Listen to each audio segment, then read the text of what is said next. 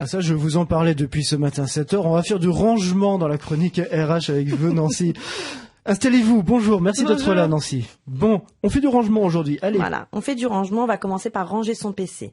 Et quand je dis ranger son PC, c'est nettoyer son bureau. Vous savez, tous les petits fichiers qui s'affichent sur votre ordinateur. Là, le bureau, c'est l'écran, C'est exactement. Et déjà, quand vous l'allumez, il y en a plein partout. Donc déjà, on va commencer par ça. On va nettoyer son bureau. On va archiver dans des dossiers dédiés ses CV, ses lettres de motivation et tous les documents, que ce soit les scans de diplômes, les scans de certificats de travail, etc. On va tous se mettre dans des dossiers dédiés pour après avoir une base de travail plus nette, plus organisée et éviter des pics de stress inutiles dès qu'on vous demande de fournir quelque chose. Ensuite, on va classer ces CV par type de poste. On sait bien que dans certaines fonctions, comme tout ce qui est assistante administrative, un coup ça s'appelle assistante administrative, un coup ça s'appelle secrétaire, un coup ça s'appelle adjointe administrative. Donc il est de bon augure d'avoir plusieurs CV avec plusieurs intitulés. Donc là aussi on les enregistre de manière distincte. On évite CV1, CV2 parce qu'après on sait plus ce que c'est. Tout à fait. Voilà, avec les nouveaux logiciels Word, etc. On peut carrément nommer CV assistante de direction, CV secrétaire comptable. Et comme ça, on est beaucoup plus réactif et beaucoup plus organisé.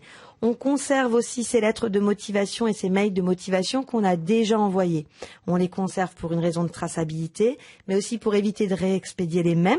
Parce que il y a des entreprises qui recrutent tout au long de l'année et quand vraiment on a envie de les intégrer, on repostule. On va éviter de renvoyer la même mouture. Mais par contre, on va les garder aussi pour s'en inspirer.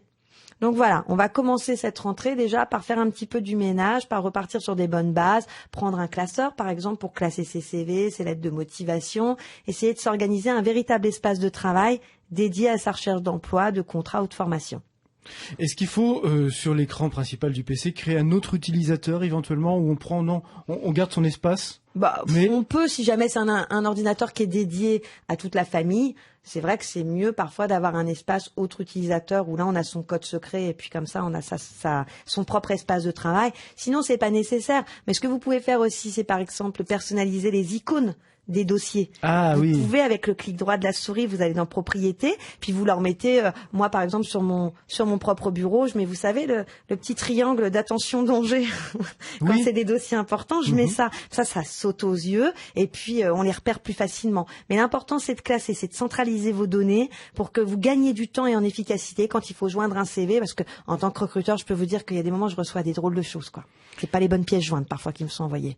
Voilà, donc le conseil pratique du jour, vous êtes en recherche d'emploi ou vous voulez bifurquer vers une autre branche, on met à jour pour l'instant son PC, on range tout ça, on se bloque quoi, 1 heure, 2 heures aujourd'hui? Ouais, 1 heure, 2 heures, c'est largement suffisant, enfin sauf si vraiment on l'a jamais fait depuis des années, mais sinon... Demain on va mettre à jour un petit peu les documents, parce que exactement, ça c'est important aussi. C'est important, oui.